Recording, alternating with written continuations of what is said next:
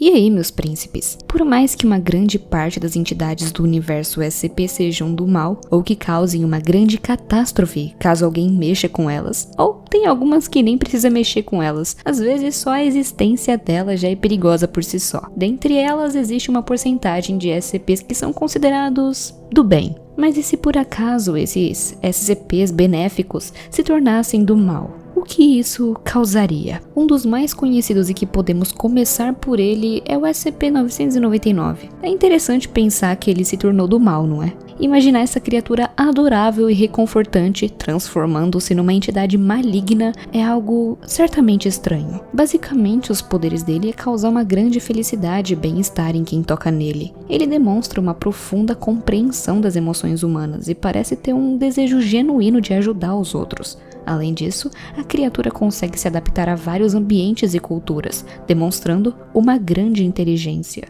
Obviamente, se ele se tornasse do mal, seus poderes e intenções seriam o completo oposto, correndo o risco de algumas organizações usarem as suas habilidades malignas para os seus próprios fins. Porque, em vez de trazer felicidade, ele poderia induzir estados de profunda tristeza, raiva e desespero, manipulando as emoções das pessoas para os seus próprios interesses. A euforia que o SCP provoca poderia se transformar em uma droga, fazendo com que as pessoas se tornem completamente dependentes dele. Também, a sua compreensão das emoções humanas poderia ser utilizada para controlar a mente das pessoas, transformando-as em marionetes. Ele se transformaria num espalhador de negatividade e, em vez de espalhar alegria, ele poderia se tornar um catalisador para o caos e a destruição, infectando o mundo com forças negativas. Nesse caso, ele poderia se tornar uma força de destruição em massa, manipulando as emoções da humanidade para causar guerras, genocídios e outros atos horríveis. A criatura poderia se tornar um ditador usando sua capacidade de induzir euforia para controlar as massas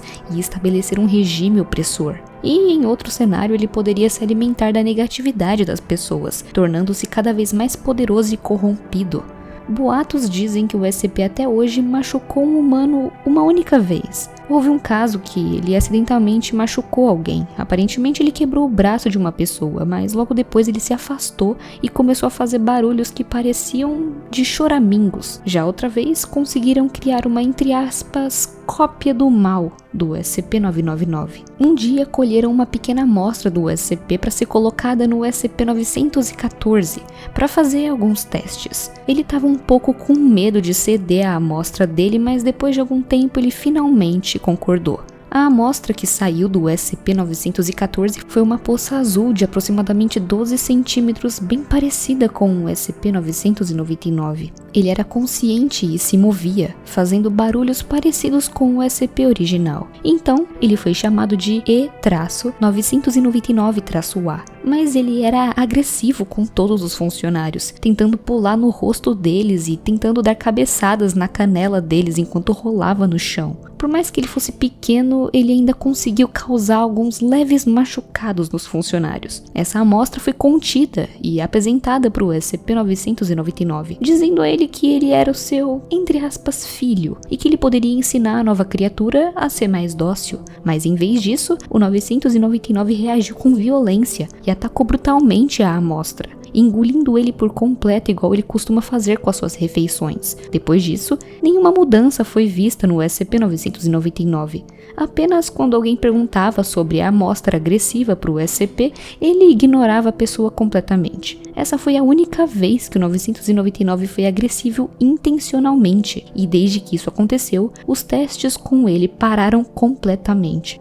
O próximo da lista é o SCP-500, uma substância capaz de curar qualquer tipo de ferimento ou doença. Agora imagina se isso fosse usado para algo maligno. Em vez de curar, o SCP poderia viciar as pessoas, criando uma necessidade constante de tomar ele e, se não tomá-lo, poderia levar a um sofrimento extremo, tanto físico quanto psicológico. Ele também poderia, ao invés de curar, poder causar mutações genéticas imprevisíveis e perigosas, transformando quem usasse ele em monstros ou espalhando doenças incuráveis. Também os governos ou organizações mal intencionadas poderiam usar ele para criar exércitos de super soldados imunes a qualquer tipo de doença ou habilidade sobre-humana.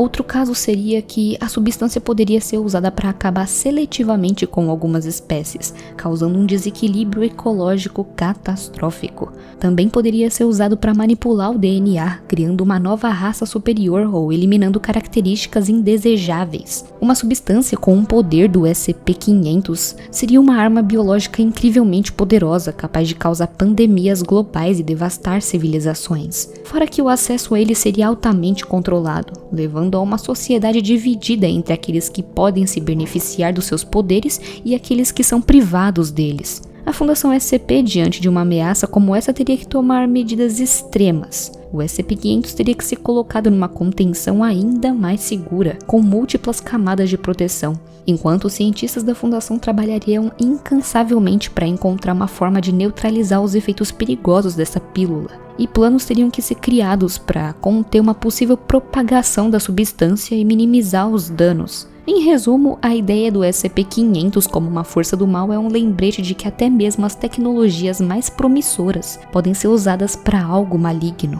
A Fundação SCP, com a missão de conter anomalias, desempenharia um papel mais do que importante para evitar um cenário apocalíptico.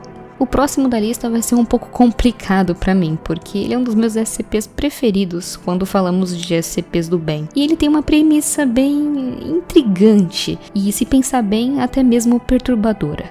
Ele é uma entidade que aparece para aqueles que estão à beira da morte e é frequentemente visto como uma figura reconfortante, um guia para a passagem da vida para a morte, aquele que visita pessoas que morreriam sozinhas e sem nenhum apoio nesse momento difícil. Mas e se essa percepção estivesse errada? E se o 4999 não fosse um anjo da morte benevolente, mas sim um predador que se deleita com a agonia dos outros no seu momento mais frágil, que é a morte? Se ele fosse maligno, suas habilidades poderiam ser usadas de formas horríveis. Em vez de simplesmente acompanhar as pobres pessoas no seu leito de morte, ele poderia ativamente causar a morte dela no momento em que se aproximasse e prolongar o sofrimento e a agonia dela do jeito que quisesse. Ao invés de oferecer um conforto, ele também poderia torturar as almas, condenando-as num sofrimento eterno. Fora que a presença dele poderia corromper a própria realidade, distorcendo a noção da vida e da morte e criando um mundo de pesadelos para quem estivesse na situação da beira da morte.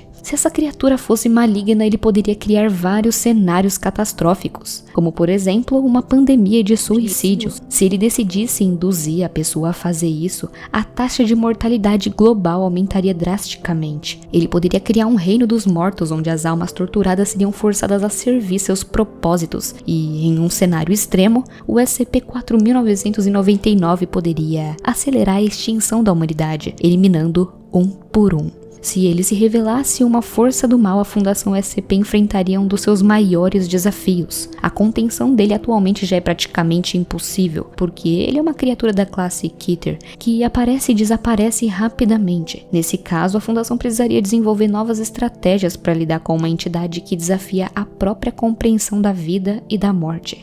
E por fim, a SCP-179. E se ela se tornasse uma força sinistra dos cosmos? Ela é uma entidade que se parece ser uma mulher e que orbita o Sol. A sua função principal é alertar a humanidade de ameaças extraterrestres. Ela faz isso através de sinais e padrões que são interpretados pelos cientistas. Mas, e se ao invés dela nos alertar, nos ajudando sobre essas ameaças, como, por exemplo, alertar sobre um meteoro se aproximando da Terra, e se ela se tornasse uma entidade maligna? Bom, eu acho que o primeiro de tudo é que a entidade poderia manipular os corpos celestes, causando impactos de meteoros, desvios de cometa, ou até mesmo alterando a órbita da Terra para nos prejudicar. Ela poderia utilizar o seu controle sobre a energia solar para causar catástrofes globais, como tempestades solares devastadoras, e causar secas na Terra ou até mesmo a extinção da vida no nosso planeta. E utilizando sua energia e influência cósmica, ela poderia criar novas anomalias celestes, criando ainda mais ameaças no universo. A 179 poderia se transformar numa entidade cósmica dominante, controlando o sistema solar e utilizando seu poder para subjugar a humanidade. Ela poderia causar a extinção da raça humana, seja através de meteoros diretos ou indiretos,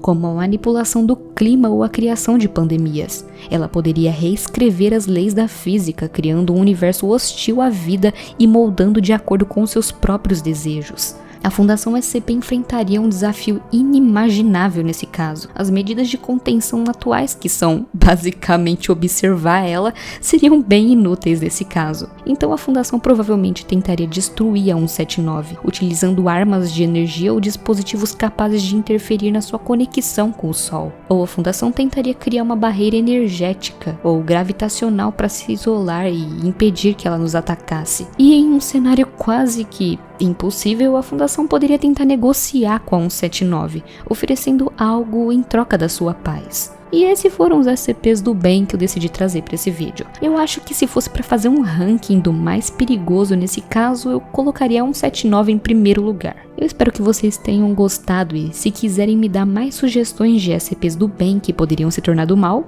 ou SCPs que poderiam se tornar do bem, é só deixar nos comentários.